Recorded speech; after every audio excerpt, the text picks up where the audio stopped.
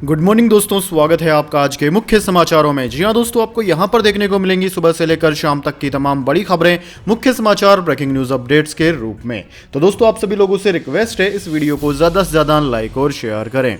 तो दोस्तों, सीधे चलते हैं आज की पहली बड़ी खबर की ओर। अमेरिका की धमकी बेअसर, सस्ते तेल के बाद भारत ने रूस से किया एक और बड़ा सौदा। जी हां दोस्तों, यूक्रेन पर रूसी हमले के बीच उर्वरक की बढ़ती कीमतों ने भारत जैसे कृषि प्रधान देश की मुश्किलें बढ़ा दी है। रूस विश्व में उर्वरकों का बड़ा उत्पादक है और प्रतिबंधों के कारण अब वो वैश्विक बाजार में उर्वरक नहीं भेज पा रहा है, जिससे उर्वरक की कीमतों में बढ़ोतरी हुई। इस बीच भारत के लिए राहत की बड़ी खबर यह है कि भारत ने रूस से उर्वरकों की एक बड़ी आपूर्ति को अंतिम मंजूरी दे दी है। अधिकारियों के मुताबिक सालों तक चलने वाले इस आयात सौदे की बातचीत को अंतिम रूप दे दिया गया है। दोस्तों, यूक्रेन पर हमले को लेकर रूस पर प्रतिबंध लगे हैं, जिस कारण वो डॉलर में व्यापार नहीं कर पा रहा है। रूस से व्यापार को लेकर अमेरिका ने कई बार भारत को भी आगाह करने की कोशिश की है। हालांकि भारत ने साफ कर दिया है कि वो अपने हितों के अनुरूप ही विदेश नीति तय करेगा। पश्चिम देशों के प्रतिबंधों की वजह से भारत रूस व्यापार के लिए वस्तु विनिमय प्रणाली अपना रहे हैं। इसके तहत भारत रूस से उर्वरक खरीदेगा, बदले में रूस को उसी मूल्य का चाय उद्योगों के लिए कच्चा माल और ऑटो पार्ट्स दिया जाएगा। इसके बाद दोस्तों, अगली बड़ी खबर। सिद्धू मूसेवाला हत्याकांड में दिल्ली पुलिस का एक्शन, स्पेशल सेल ने लॉरेंस बिश्नोई को रिमांड में लिया, होगी पूछताछ। जी हां दोस्तों, पंजाबी सिंगर सिद्धू मूसेवाला हत्याकांड मामले में दिल्ली पुलिस की स्पेशल सेल ने तिहाड़ जेल में बंद लॉरेंस बिश्नोई को रिमांड में लिया है। बताया जा रहा है कि स्पेशल सेल बिश्नोई को लेकर मूसेवाला हत्याकांड मामले में पूछताछ करेगी। दोस्तों, बताया जा रहा है कि सिद्धू मूसेवाला की हत्या की साजिश गैंगस्टर लॉरेंस बिश्नोई और गोल्डी बराड़ ने रची थी। इससे पहले तिहाड़ जेल में बंद गैंगस्टर लॉरेंस बिश्नोई के वकील ने पटियाला कोर्ट में एक याचिका दाखिल की है। याचिका में वकील ने लॉरेंस की सुरक्षा बढ़ाने की मांग की है। कहा गया है कि जेल में लॉरेंस बिश्नोई की जान को खतरा है। वकील ने कहा कि डर है कि पंजाब पुलिस जेल में लॉरेंस का एनकाउंटर कर सकती है या फिर विरोधी गैंग लॉरेंस पर हमला कर सकते हैं, इसलिए उसकी सुरक्षा बढ़ाई जाए। पुलिस को पता चला है कि मूसेवाला हत्याकांड की प्लानिंग तिहाड़ जेल में रची गई थी। Punjab based gangster Lawrence Bishnoi gang के एक फेसबुक पेज ने हमले की जिम्मेदारी ली। कहा गया है कि सिद्धू की हत्या की जिम्मेदारी लॉरेंस और उसका भाई गोल्डी बराड़ लेते हैं। दोस्तों, आपकी जानकारी के लिए बता दें, इसके पीछे 7 अगस्त 2021 को हुए विक्की मुद्दीखेड़ा मर्डर को वजह बताया जा रहा है, जिसका बिश्नोई गैंग बदला लेना चाहता था। विक्कू लॉरेंस का करीबी था। बबिया गैंग ने उसका मर्डर करवा दिया था। आरोप है कि मिट्टू खेड़ा हत्याकांड में शामिल शूटरों को मूसेवाला ने पनाह दी थी, जिसका बदला बिश्नोई गैंग ने लिया। इसके बाद दोस्तों, अगली बड़ी खबर। मंकी पॉक्स के बढ़ते खतरे के बीच केंद्र सरकार ने जारी की गाइडलाइंस। जी हां दोस्तों, केंद्रीय स्वास्थ्य मंत्रालय ने मंकी पॉक्स के प्रबंधन को लेकर राज्य को दिशा निर्देश जारी किए हैं। केंद्रीय स्वास्थ्य मंत्रालय ने कहा कि आज की तारीख में भारत में मंकी पॉक्स का कोई मामला सामने नहीं आया है। दिशा निर्देशों के अनुसार एकीकृत रोग निगरानी कार्यक्रम नेटवर्क के माध्यम से नमूने NIV पुणे भेजे जाएंगे। इसके अलावा संक्रामक अवधि के दौरान किसी रोगी या उसकी दूषित सामग्री के साथ अंतिम संपर्क में आने के बाद 21 दिनों की अवधि के लिए निगरानी की जानी चाहिए। इसके बाद दोस्तों, अगली बड़ी खबर। विधानसभा में योगी आदित्यनाथ बोले, अखिलेश यादव और राहुल गांधी एक जैसे। कहा, नेता प्रतिपक्ष को गाय के गोबर में बदबू आती है। विधायक निधि अब 5 करोड़ रुपए। जी हां दोस्तों, उत्तर प्रदेश में विधायकों के लिए अच्छी खबर है। राज्य में अब विधायक निधि 5 करोड़ होगी। मुख्यमंत्री योगी ने बजट पर बोलते हुए आखिर में कहा कि विधायक निधि को 5 करोड़ किए जाने की घोषणा करता हूं। दोस्तों, आपकी जानकारी के लिए बता दें, कांग्रेस विधायक आराधना मोना ने विधायक निधि बढ़ाए जाने की मांग सदन में मुख्यमंत्री से की थी। पहले विधायक निधि 3 करोड़ रुपए होती थी, जो अब बढ़कर 5 करोड़ हो गई है। यूपी विधानसभा के बजट सत्र में मंगलवार को योगी आदित्यनाथ ने सपा प्रमुख अखिलेश यादव पर हमला किया। योगी ने कहा कि नेता प्रतिपक्ष को बताना चाहता हूं कि आज गोबर से अगरबत्ती धूप बत्ती भी बनती है। अगर पूजा करते हैं तो जरूर जलाते हैं। नेता प्रतिपक्ष अगर गौ सेवा करते होते तो भाषण में भी दिखाई देता, लेकिन शायद भैंस वाले दूध का असर भाषण पर ज्यादा दिखाई दिया, गाय का कम दिखाई दे रहा है। इसके बाद दोस्तों, अगली बड़ी खबर। 45 की उम्र तक खेले विराट कोहली, 110 सेंचुरी लगाए। विराट को लेकर शोएब अख्तर ने कही बातें। जी हां दोस्तों, शोएब अख्तर का शुमार पाकिस्तान के बेस्ट तेज गेंदबाजों में होता है। 2003 के वर्ल्ड कप में अख्तर ने इंग्लैंड के खिलाफ 161.3 की रफ्तार से एक गेंद डाली थी। क्रिकेट से रिटायरमेंट के बाद शोएब अख्तर अपने बयानों के चलते काफी सुर्खियों में रहते हैं। अब शोएब अख्तर ने टीम इंडिया के स्टार बल्लेबाज विराट कोहली को लेकर अहम बयान दिया है। अख्तर ने कहा है कि विराट कोहली को 45 साल की उम्र तक खेलना चाहिए। साथ ही अख्तर चाहते हैं कि कोहली इंटरनेशनल क्रिकेट में 110 शतक लगाएं। दोस्तों आपकी जानकारी के लिए बता दें, विराट कोहली का हालिया फॉर्म कुछ खास नहीं रहा है और वह पुराने रंग में बिल्कुल नहीं दिखाई दे रहे हैं। आईपीएल 2022 में कोहली कुछ खास प्रदर्शन नहीं कर सके। अख्तर ने एक खेल वेबसाइट को दिए इंटरव्यू में कहा कि हमें विराट कोहली को सम्मान देना चाहिए, जो दुर्भाग्य से हम नहीं देते हैं। एक पाकिस्तानी होने के नाते मैं यह कहना चाहता हूं कि विराट कोहली सर्वकालिक महान खिलाड़ी हैं। मैं चाहता हूं कि वह 45 की उम्र तक खेलना जारी रखें और इंटरनेशनल क्रिकेट में 110 सेंचुरी लगाएं। विराट कोहली को घबराना नहीं चाहिए और उन्हें दुनिया की फैटी लगानी चाहिए। इसके बाद दोस्तों अगली बड़ी खबर, सत्येंद्र जैन के बचाव में उतरे केजरीवाल, बोले आरोपों में 1% भी सच्चाई नहीं। जी हां दोस्तों, दिल्ली के स्वास्थ्य मंत्री सत्येंद्र जैन की गिरफ्तारी के बाद आम आदमी पार्टी सरकार कटघरे में आ गई है। इसी बीच दिल्ली के मुख्यमंत्री आम आदमी पार्टी के संयोजक अरविंद केजरीवाल ने प्रेस वार्ता पर जैन पर लगे सभी आरोपों की निंदा की और उन्हें फर्जी करार दिया। उन्होंने कहा कि सत्येंद्र जैन को केंद्र सरकार ने गिरफ्तार किया है, मामले के सारे कागज मैंने देखे हैं और यह बिल्कुल फर्जी केस है। केजरीवाल ने दावा करते हुए कहा कि हम कट्टर, ईमानदार और देशभक्त लोग हैं। हम भ्रष्टाचार को देश के साथ गद्दारी मानते हैं। सिर कटा सकते हैं लेकिन भ्रष्टाचार नहीं करेंगे। अभी कुछ दिन पहले पूरे देश ने देखा कि किस तरह हमने पंजाब में अपने एक ही मंत्री को खुद ही बर्खास्त करके जेल भेज दिया था। किसी को उनके भ्रष्टाचार की जानकारी नहीं थी। हम चाहते तो पूरा मामला दबा सकते थे, लेकिन ऐसा नहीं किया। हम देश के साथ गद्दारी नहीं कर सकते और अपनी आत्मा का सौदा नहीं कर सकते। इसके बाद दोस्तों अगली बड़ी खबर, केरल पहुंचने के बाद अब दक्षिण भारत के अन्य राज्यों को तरबतर करेगा मानसून, यह है मौसम विभाग का पूर्वानुमान। जी हां दोस्तों, केरल पर पहुंचने के बाद दक्षिण पश्चिम मानसून के देश के अन्य हिस्सों में आगे बढ़ने की संभावना है। इसका असर दक्षिण भारत के कर्नाटक, तमिलनाडु, तेलंगाना और पुडुचेरी में देखा जा सकता है। दोस्तों इन राज्यों में यूटी में अगले 4-5 दिनों में बारिश का अनुमान है। दोस्तों आपकी जानकारी के लिए बता दें, दक्षिण पश्चिम मानसून अपने निर्धारित समय 1 जून से 3 दिन पहले ही रविवार को केरल पहुंच गया। केरल में शनिवार से ही वर्षा हो रही है और राज्य में 14 में से 10 मौसम निगरानी केंद्रों में 2.5 मिलीमीटर से अधिक वर्षा दर्ज की गई है। दिल्ली, उत्तर प्रदेश समेत उत्तर भारत के इलाकों में यह मानसून महीने के अंत तक या जुलाई के पहले हफ्ते में पहुंच सकता है। हालांकि मानसून के पहले की बारिश ने भी दिल्ली एनसीआर को थोड़ी राहत दी है। दोस्तों मौसम कार्यालय के अनुसार अगले 3-4 दिनों में दक्षिण पश्चिम मानसून के मध्य अरब सागर के कुछ हिस्सों, केरल के बाकी हिस्सों, तमिलनाडु के कुछ हिस्सों और कर्नाटक की ओर बढ़ने की स्थितियां अनुकूल है। भारतीय मौसम विज्ञान विभाग यानी कि इंडियन मेट्रोलॉजी डिपार्टमेंट के अनुसार देश भर में मानसून के इस मौसम में पहले लगाए गए अनुमान से अधिक बारिश होने की उम्मीद है। इसके बाद दोस्तों अगली बड़ी खबर, फिर विवादों में फंसे कैप्टन कूल, धोनी के खिलाफ बेगूसराय में एफआईआर दर्ज। जी हां दोस्तों, पूर्व भारतीय क्रिकेट कप्तान महेंद्र सिंह धोनी फिर एक बार सुर्खियों में है। इस बार धोनी के खिलाफ बिहार के बेगूसराय में केस दर्ज हुआ है। यह मामला पैसों की धोखाधड़ी से जुड़ा है। दोस्तों आपकी जानकारी के लिए बता दें, इस केस में धोनी के अलावा 7 अन्य लोगों को अभियुक्त बनाया गया है। यह केस एक खाद्य विक्रेता ने दर्ज कराया है। आरोप है कि 30 लाख रुपए का चेक बाउंस हो गया, इसलिए केस कराना पड़ा। दरअसल दोस्तों यह 2 कंपनियों के बीच का विवाद है। इसके एंटरप्राइजेज बेगूसराय नामक एजेंसी के साथ एक खाद्य कंपनी ने अपने उत्पाद की बिक्री के लिए करार किया था। कंपनी की तरफ से एजेंसी को खाद तो भेज दिया गया, लेकिन वहां से मार्केटिंग में सहयोग नहीं किया गया। इसके बाद एजेंसी के मालिक नीरज कुमार निराला ने कंपनी पर असहयोग का इल्जाम लगाते हुए कहा कि इसकी वजह से उन्हें नुकसान हुआ है। दोस्तों आपकी जानकारी के लिए बता दें, महेंद्र सिंह धोनी ने इस प्रोडक्ट का विज्ञापन किया था। इस वजह से नीरज कुमार निराला ने धोनी पर भी मुकदमा दर्ज करवाया है। कोर्ट ने इस मामले को स्वीकार कर लिया है और इस पर अगली सुनवाई 28 जून से होगी। केस में महेंद्र सिंह धोनी का नाम होने की वजह से यह मामला सुर्खियों में है। इसके बाद दोस्तों अगली बड़ी खबर, सचिन तेंदुलकर ने आईपीएल 2022 की अपनी बेस्ट प्लेइंग 11 टीम चुनी। विराट कोहली और रोहित शर्मा को नहीं मिली जगह है। जी हां दोस्तों, गुजरात टाइटंस ने हार्दिक पांड्या की कप्तानी में आईपीएल 2022 खिताब जीता।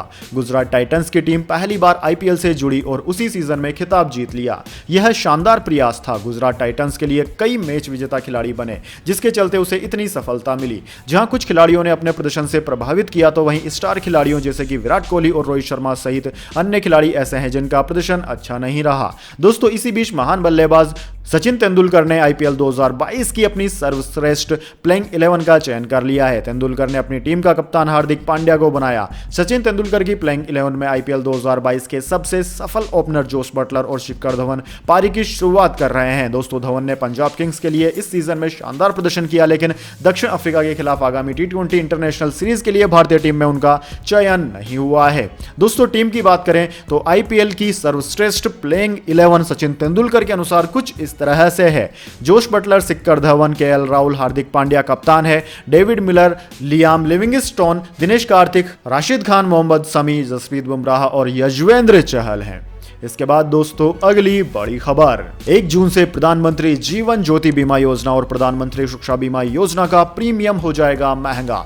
जी हां दोस्तों, आम लोगों से जुड़ी सरकारी स्कीम प्रधानमंत्री जीवन ज्योति बीमा योजना और प्रधानमंत्री सुरक्षा बीमा योजना का प्रीमियम 1 जून 2022 से महंगा होने जा रहा है। 7 साल पहले 2015 में दोनों योजनाओं की शुरुआत के बाद से प्रीमियम दरों में पहला संशोधन किया गया। दोस्तों, प्रधानमंत्री जीवन बीमा योजना के प्रीमियम को 330 रुपए से बढ़ाकर 436 रुपए कर दिया गया है। इसी तरह दोस्तों, प्रधानमंत्री सुरक्षा बीमा योजना के प्रीमियम को 12 रुपए बढ़ाकर 20 रुपए कर दिया गया है। दोनों स्कीम्स में हर रोज 1.25 रुपए के हिसाब से प्रीमियम में बढ़ोतरी की गई है। दोस्तों, खबर के मुताबिक प्रधानमंत्री जीवन ज्योति बीमा योजना और प्रधानमंत्री सुरक्षा बीमा योजना के लंबे समय से चले आ रहे क्लेम के अनुभव को देखते हुए और उन्हें आर्थिक रूप से व्यवहारिक बनाने के लिए दोनों योजनाओं की प्रीमियम दरें रिवाइज की गई हैं। 31 मार्च 2022 तक प्रधानमंत्री जीवन ज्योति बीमा योजना और प्रधानमंत्री सुरक्षा बीमा योजना के तहत एक्टिव सब्सक्राइबर्स क्रमशः 6.4 करोड़ और 22 करोड़ हैं। इसके बाद दोस्तों अगली बड़ी खबर, फ्रेंच ओपन हारने के बाद चीनी खिलाड़ी का दर्द, झेंग किनवेन ने कहा पीरियड्स के कारण मिली मात, काश में लड़का होती। जी हां दोस्तों, पहली बार फ्रेंच ओपन खेल रही चीन की 19 साल की झेंग किनवेंग चौथे दौर में वर्ल्ड नंबर 1 इका स्विटेक से हार गई। उनका वर्ल्ड नंबर 1 को न हरा पाने का बहुत मलाल है। मैच के बाद उन्होंने कहा कि काश में लड़का होती तो मुझे पीरियड्स का सामना नहीं करना पड़ता। दरअसल दोस्तों, इस मैच का पहला सेट झेंग जीत गई थी, लेकिन अगले 2 सेटों में उन्हें हार का सामना करना पड़ा। इससे वर्ल्ड नंबर 1 प्लेयर को हराने का का सपना पूरा नहीं हो सका। दोस्तों, झेंग ने अपना पहला सेट टाई ब्रेकर में 7-6 से इका स्विटेक से जीत लिया था। इसके बाद स्विटेक ने लगातार 2 सेट 6-0, 6-2 से हराकर उन्हें टूर्नामेंट से बाहर का रास्ता दिखा दिया। झेंग को मैच के दौरान मेडिकल टाइम भी लेना पड़ा। मैच के बाद झेंग ने अपनी हार की वजह बताते हुए कहा कि चोट की वजह से मैं चिंतित नहीं थी, मैं पीरियड्स की वजह से ज्यादा परेशान थी। मैच से पहले ही यह प्रॉब्लम शुरू हुई थी। इसकी वजह से मैच के बीच में भी मुझे पेट में दर्द हो गया था, जिसे सहन कर पाना मेरे लिए मुश्किल था। पीरियड्स का पहला दिन था, यह मेरे लिए हमेशा कठिन रहा है। पहले दिन मुझे हमेशा इतना दर्द होता है, पर मुझे खेलना ही पड़ा। मैं नेचर के खिलाफ नहीं जा सकती हूं। काश मैं एक पुरुष होती तो मुझे इसे झेलना नहीं पड़ता। इसके बाद दोस्तों अगली बड़ी खबर, राज्यसभा सीट को लेकर कांग्रेस में बवाल, विरोध में महाराष्ट्र के नेता ने सोनिया गांधी को भेजा इस्तीफा। जी हां दोस्तों, कांग्रेस में राज्यसभा सीट को लेकर घमासान मचा हुआ है। कांग्रेस ने आगामी राज्यसभा चुनाव के लिए पार्टी की ओर से 10 उम्मीदवारों के नामों की घोषणा कर दी है, लेकिन कई नेताओं को इन नए नामों पर आपत्ति है। सबसे ज्यादा उत्तर प्रदेश के इमरान प्रतापगढ़ी के नाम को लेकर विरोध हो रहा है। अब महाराष्ट्र के एक नेता ने इमरान प्रतापगढ़ी को उम्मीदवार बनाए जाने के विरोध में कांग्रेस के महाराष्ट्र इकाई के महासचिव पद से इस्तीफा दे दिया है। महाराष्ट्र कांग्रेस नेता आशीष देशमुख ने कहा कि महाराष्ट्र में उत्तर प्रदेश के नेता को थोपा जा रहा है, जो महाराष्ट्र के कांग्रेस कार्यकर्ताओं के साथ अन्याय है। आशीष देशमुख ने अपना इस्तीफा पार्टी अध्यक्ष सोनिया गांधी को भेजा है। इसके बाद दोस्तों जाने अगली बड़ी खबर, लेकिन उससे पहले मेरी आपसे छोटी सी रिक्वेस्ट है, अगर दोस्तों आपको अभी तक हमारी न्यूज पसंद आई है तो इसे एक छोटा सा लाइक जरूर दे दीजिए, और अगर आपको पसंद नहीं आई है तो बेशक आप डिसलाइक भी कर सकते हैं, लेकिन दोस्तों आप लाइक और डिसलाइक जरूर कीजिए, क्योंकि दोस्तों यही हमारी मेहनत का फल होता है और इसी से हमें पता चलता है कि आपको हमारी वीडियोस पसंद आ रही है या नहीं। तो चलिए दोस्तों जान लेते हैं अगली बड़ी खबर। 2 रुपए के रिफंड के लिए लड़ी 5 साल तक लड़ाई, अब रेलवे को चुकाने होंगे 2.43 करोड़ रुपए। जी हां दोस्तों, राजस्थान के कोटा के एक सजग नागरिक ने रेलवे की बड़ी लापरवाही को उजागर कर दिया। महज 2 रुपए की लड़ाई की वजह से रेलवे को अब 2.43 करोड़ रुपए चुकाने होंगे। इंजीनियर और आरटीआई कार्यकर्ता ने सिर्फ 2 रुपए के रिफंड के लिए लंबी लड़ाई लड़ी। इसका फायदा उनके साथ 2.98 लाख यूजर्स को भी हुआ। मामला कोटा से जुड़ा है। कोटा के महावीर नगर निवासी सुजीत स्वामी पिछले 5 साल से टिकट के रिफंड में कम मिले 2 रुपए के लिए लड़ाई लड़ रहे थे। 30 साल के सुजीत ने बताया कि अप्रैल 2017 में उन्होंने 2 जुलाई को यात्रा करने के लिए स्वर्ण मंदिर मेल में कोटा से नई दिल्ली के लिए टिकट बुक कराया था। वेटिंग होने के कारण वो यात्रा नहीं कर पाए। उन्होंने 765 रुपए की कीमत वाले टिकट को कैंसिल करवा दिया। कैंसिल करवाने पर उन्हें 665 रुपए का रिफंड मिला। सुजीत का कहना है कि रेलवे ने 65 के बजाय 100 रुपए की कटौती करके उनसे सेवा कर के रूप में 35 रुपए की अतिरिक्त राशि वसूल की। सुजीत ने जुलाई 2017 में मामले को लेकर आरटीआई लगाकर सूचना मांगी। इसके तहत और कितने उपभोक्ता हैं जिनके सेवा कर के रूप में 35 रुपए की कटौती की गई, इसके जवाब में चौंकाने वाली जानकारी सामने आई। रेलवे द्वारा दी गई जानकारी में सामने आया कि करीब 2,98,000 उपभोक्ताओं से प्रति यात्री 35 रुपए सेवा कर के रूप में लिए गए। इसके बाद सुजीत ने रेलवे मंत्री पीएम को लेटर लिखा और सभी उपभोक्ताओं का पैसा रिफंड करने की मांग की। मई 2019 को सुजीत के बैंक अकाउंट में आईआरसीटीसी द्वारा 33 रुपए डाल दिए गए। सुजीत इससे खुश नहीं हुए। उनका मानना था कि आईआरसीटीसी ने उनके 35 रुपए सेवा कर के रूप में काटे थे, वापस 35 के बजाय 33 रुपए ही लौटाए। सुजीत ने 2 रुपए रिफंड पाने के लिए फिर से संघर्ष शुरू कर दिया। सुजीत ने जुलाई 2019 में फिर से एक और आरटीआई लगाकर खुद के 2 रुपए के साथ साथ सभी उपभोक्ताओं को रिफंड लौटाने की मांग की। सुजीत हर 2 महीने में आरटीआई के माध्यम से रिफंड की स्थिति की जानकारी लेते थे। इसके बाद दोस्तों अगली बड़ी खबर, बॉक्स ऑफिस 47 दिन बाद भी बॉक्स ऑफिस पर कायम है केजीएफ 2 का जलवा, कमा लिए 1238 करोड़ रुपए। जी हां दोस्तों, कन्नड़ सुपरस्टार यश की फिल्म केजीएफ चैप्टर 2 का जलवा बरकरार है। रिलीज के लगभग 47 दिन बाद भी फिल्म बॉक्स ऑफिस पर ताबड़तोड़ कमाई कर रही है। दोस्तों रिलीज के 47 दिनों बाद भी फिल्म का क्रेज फैंस के सिर पर चढ़कर बोल रहा है।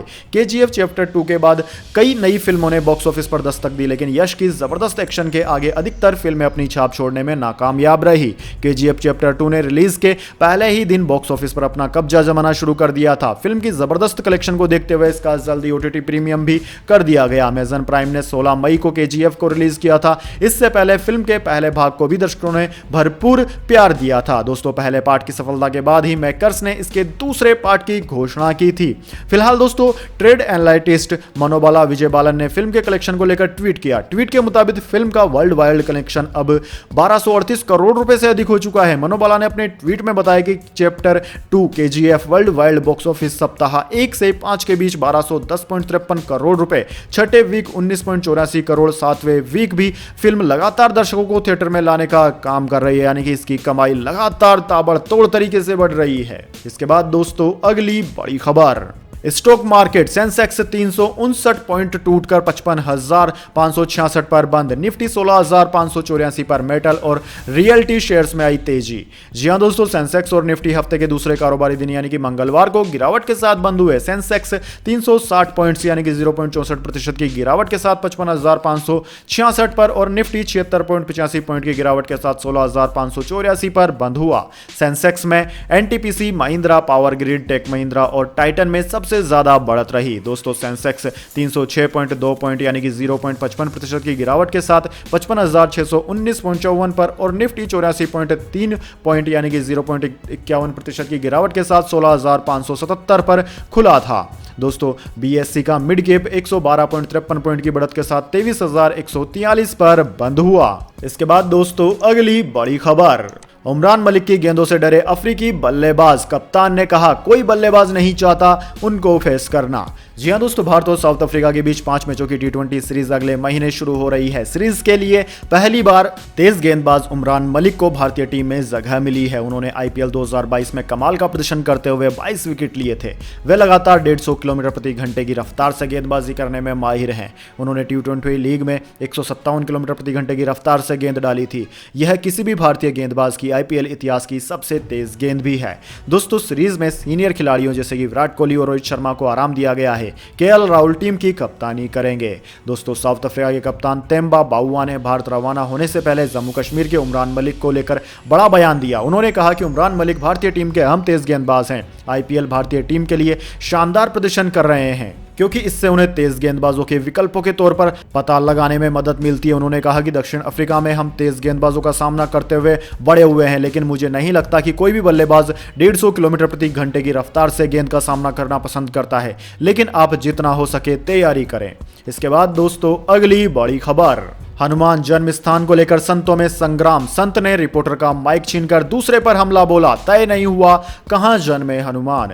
जी हां दोस्तों, हनुमान जन्म स्थान को लेकर अभी तक जो विवाद जुबानी था, मंगलवार को वो हाथापाई तक पहुंच गया। महाराष्ट्र के नासिक में धर्म संसद बुलाई गई थी। इसमें यह तय होना था कि हनुमान जी का जन्म आखिर कहां हुआ। धर्म संसद में यह बात तय नहीं हो पाई, लेकिन जो साधु संत बातचीत के लिए इकट्ठा हुए थे वे लड़ जरूर पड़े। नासिक के कालाराम मंदिर के महंत सुधीरदास और कर्नाटक के किष्किंधा के महंत गोविंद नंद सरस्वती के बीच झगड़ा हो गया। हालात यहां तक आ गए कि महंत सुधीर दास ने गोविंद दास सरस्वती को मारने के लिए रिपोर्टर का माइक छीन लिया। हालांकि मारपीट शुरू होने से पहले हालात नियंत्रण में आ गए। इसके बाद धर्म संसद बिना किसी नतीजे के रद्द हो गई। धर्म संसद में नासिक, त्र्यंबकेश्वर, कर्नाटक और सोलापुर के करीब 20-25 साधु संत शामिल हुए थे।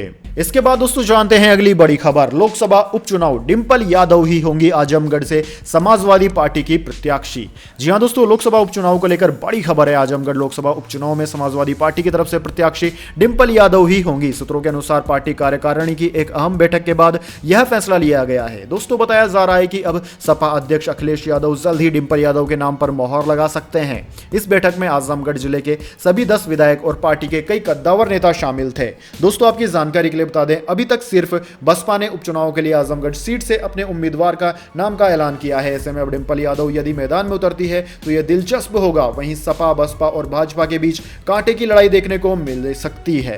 तो दोस्तों यह थी आज की तमाम बड़ी खबरें। इसके बाद दोस्तों अब बारी आती है आज के माइंड क्यूज क्वेश्चन की। जी हां दोस्तों, एक आसान से सवाल का जवाब देकर आप जीत सकते हैं एक अमेजिंग सरप्राइज गिफ्ट हमारे यूट्यूब चैनल की ओर से। तो दोस्तों आज का सवाल आपकी स्क्रीन पर आ चुका है। क्रिकेट का जन्मदाता देश किस देश को माना जाता है? जी हां दोस्तों, अगर आप जानते हैं कि क्रिकेट का जन्मदाता देश किस देश को माना जाता है तो जल्दी से कमेंट बॉक्स में उस देश का नाम लिख दीजिए। अगर दोस्तों आपका जवाब होता है एकदम सही और आप चले जाते हैं लकी विजेता के रूप में, तो आपको मिल सकता है एक अमेजिंग सरप्राइज गिफ्ट हमारे यूट्यूब चैनल की ओर से। तो दोस्तों जल्दी से अपना उत्तर कमेंट बॉक्स में लिख दीजिए, वीडियो को लाइक कर लीजिए और चैनल को सब्सक्राइब करके बेल आइकन भी दबा लीजिए। धन्यवाद। वंदे मातरम। जय हिंद, जय भारत।